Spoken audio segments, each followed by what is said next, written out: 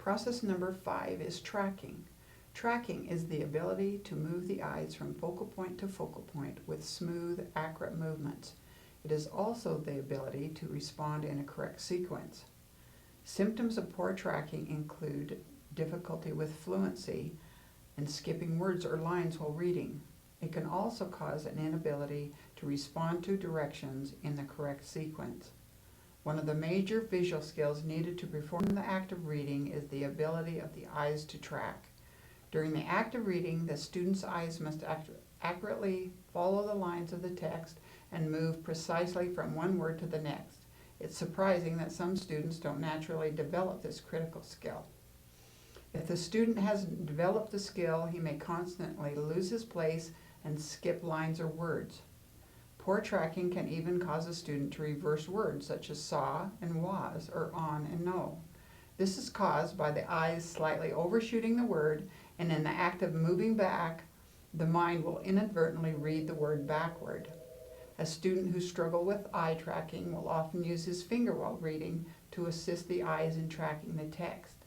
The following exercise can be used to assess the ability of the student's eyes to smoothly track from focal point to focal point. This assessment is for ages 9 through adult. We'll be using a small rubber ball suspended from the ceiling by a string for this exercise. This can be created at home by using a tennis ball and a safety pin to attach the string to the ball.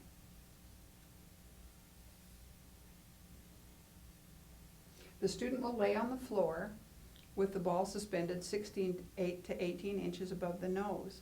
Ask the student to keep his eyes on the ball while you swing the ball in these tracking directions. The total swing of the ball should not exceed 36 inches. The student will track the movements of the ball while carrying on a conversation or answering questions.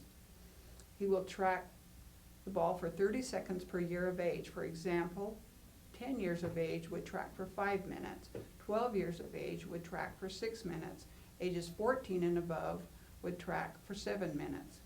The student will keep his eyes firmly fixed on the ball with the head remaining stationary during the entire exercise.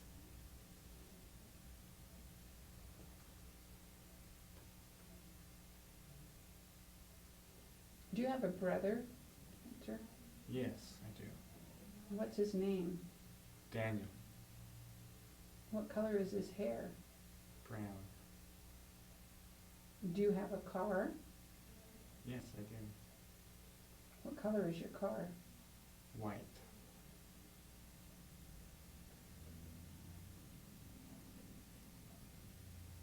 How many siblings do you have? 2.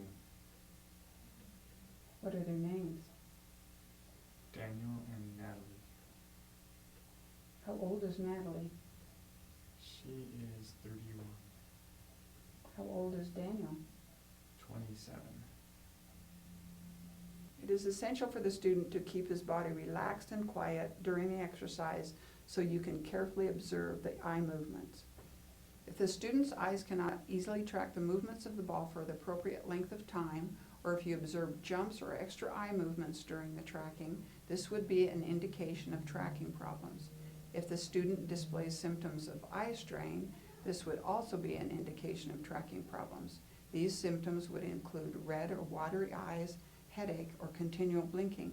I would recommend you discontinue doing the exercise if you observe these symptoms. After a few minutes of instruction and practice, the student should be able to easily track the movements of the ball for 30 seconds per year of age without eye strain or extra movements. The student's eyes should be able to stay continuously fixed on the ball with the head remaining stationary during the entire exercise.